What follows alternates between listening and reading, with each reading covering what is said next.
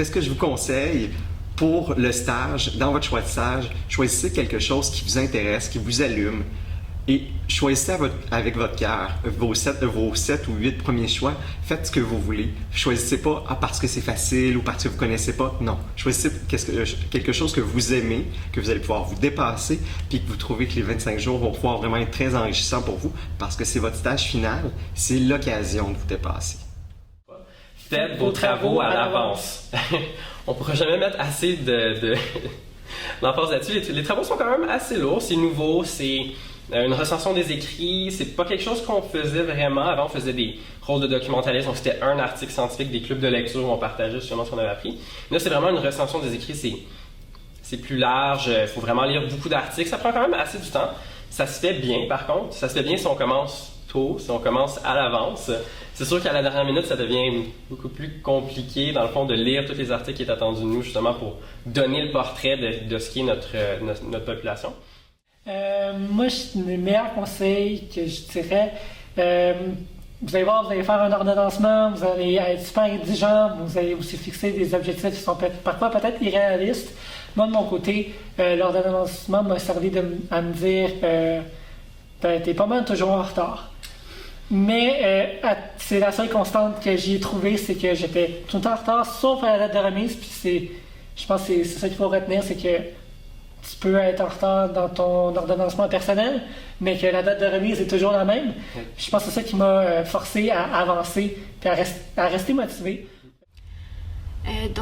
Moi, ce que je proposerais aux futurs étudiants et étudiantes pour le cours, ce serait de se préparer à l'avance. Moi, c'est sûr, c'est ce qui m'a, disons, sauvée, là. J'ai vraiment... l'ordonnancement personnel, moi, ça m'a vraiment aidé à structurer, avoir un squelette, dans le fond. Puis après ça, de réajuster, c'est correct aussi. Puis aussi d'arriver préparé en stage, donc de ne pas hésiter à demander au précepteur ou à la préceptrice s'il y a de la documentation qu'ils pourraient vous remettre pour étudier, pour dans le fond la lire, puis être plus, dans le fond, être plus informé sur la clientèle spécifique, mais aussi sur les différentes interventions qu'il y a à faire auprès de cette clientèle-là. De faire aussi, avoir aussi des attentes réalistes face au stage. Moi, je suis une personne perfectionniste, puis je voulais être un peu trop parfaite pour le stage, dans le fond. Puis de réajuster mes attentes, ça m'a aidé, dans le fond, à m'enlever un stress de moins, puis de pouvoir, pour pouvoir continuer, puis avancer, puis réaliser finalement que ça ne veut pas nécessairement dire qu'on ne sera pas une mauvaise future infirmière clinicienne. C'est juste que, dans le fond, il faut plus de jours pour devenir une experte dans un milieu aussi spécialisé. C'est bon.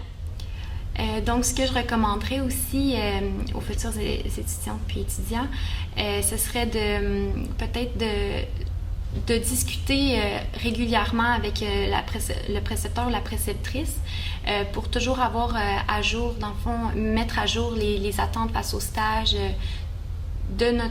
nos attentes à nous, mais aussi leurs attentes à eux pour ne pas avoir de surprise à la fin.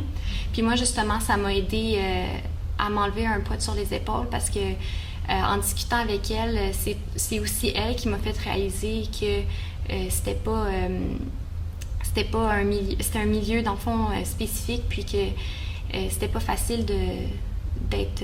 non, dans le fond, c'était pas possible d'être une experte en hémodialyse en 25 jours de stage.